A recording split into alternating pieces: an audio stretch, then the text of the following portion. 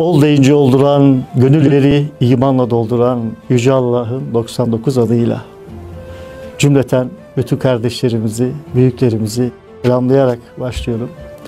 Ben Deniz Celal kardeşiniz, Celal Al.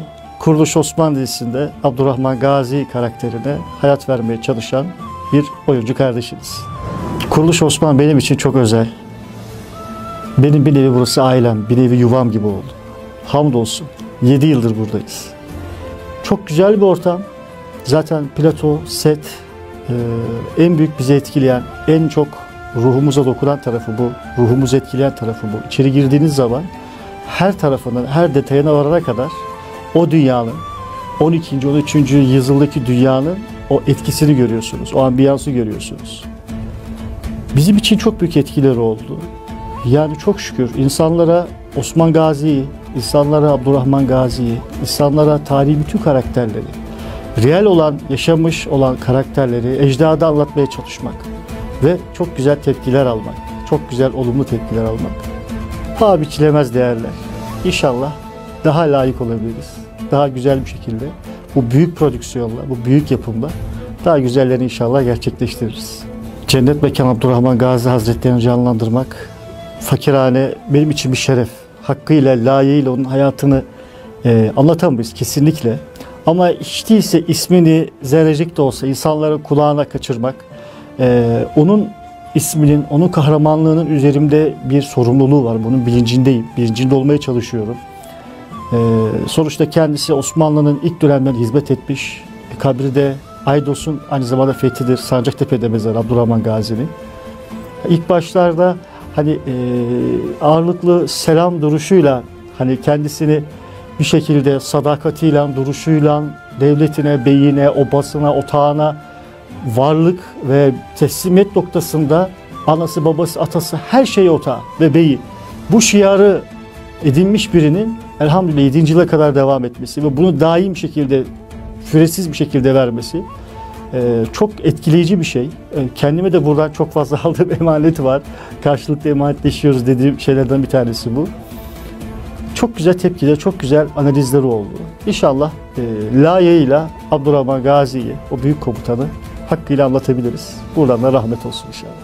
Böyle bir karakterin şu üstümüze giydiğimiz kostüm, başımıza taktığımız sarığımız, işte kuşandığımız pusatımız, onun sorumluluğu var. Onun ciddi manada üzerimizde, bilincinde olmaya çalışıyoruz diyeyim.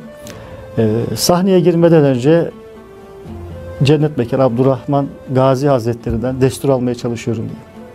Yani ona teslim olup onun rızasıyla diyelim.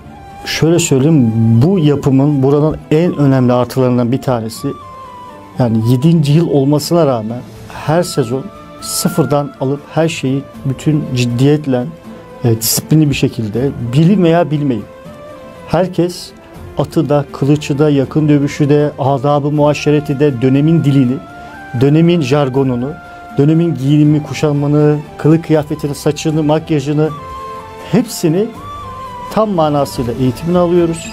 Tekrar onunla alakalı bir eğitim sürecimiz geçiyor. Tatil bittikten sonra dışarıda Celal Al gömleğini bırakıp sivil hayatı burada Abdurrahman Gazi, Kuruluş Osman'ın bir oyuncusu olan Abdurrahman Gazi rolüne manen de bedenen de bürünmeye çalışıyoruz. Hemen hemen her sahne benim için çok özel. Bu kostümü giydiğim her an benim için çok özel. Bu çünkü kostümle beraber manevi manada duyduğum haz tarifsiz.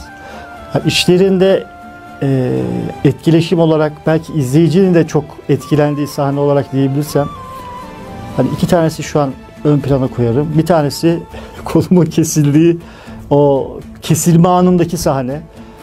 Çok ben etkilenmiştim. Manen de hani o bir Alp'in kolunun gitmesi, yani çok acı bir şey. Ölümden bile ağır bir şey. Ama teslimiyeti, vakuru, pes etmeyişi ve hekime bile "hekim kolumu kesesin" deyip de kendi infazını verdirmesi misali, kendi kolunu kesme emrini vermesi. Çok büyük bir teslimiyet, büyük bir sadakat, bir Türk ruhundaki, o cenk ruhundaki şiarı ortaya çıkartan bir kahramansı, bir asil bir ruh, asil bir kan. Bu beni çok etkilemişti.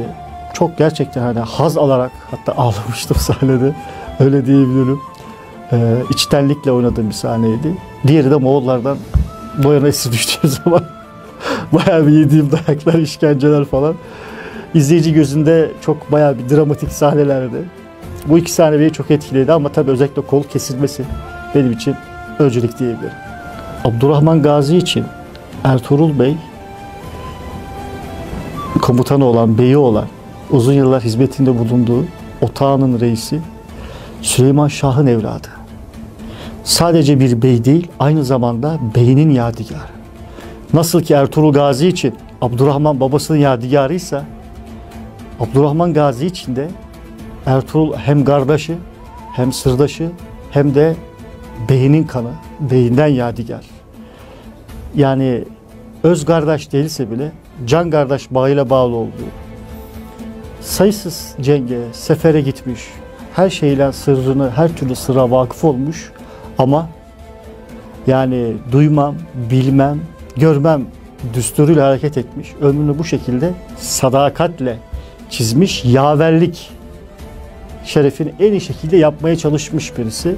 Çok şükür senaristimiz, yapımcımız da karakteri beslediği için, doldurduğu için, yönetmenimiz Metin hocamız olsun, Fethi Bayram hocamız olsun, Ahmet Yılmaz hocamız ve görüntü yönetmenlerimiz olsun. Onlar ve senarist arkadaşlarımız, bütün ekip özveriyle, herkes, bütün karakterler birbirini iyi beslediği için burada Abdurrahman Gazi de kendini elinden geldiğince konumunu, vasfını en iyi şekilde yapmaya çalışıyor diyebilirim. Arkadaşlar, Kuruluş Osman'ın her bölümü çok heyecanlı, çok etkileyici ama emin olun bundan sonraki bölümler çok büyük sürprizler, çok büyük dramlar olacak ve heyecan gitgide artacak. Çünkü artık devlet olma vakti.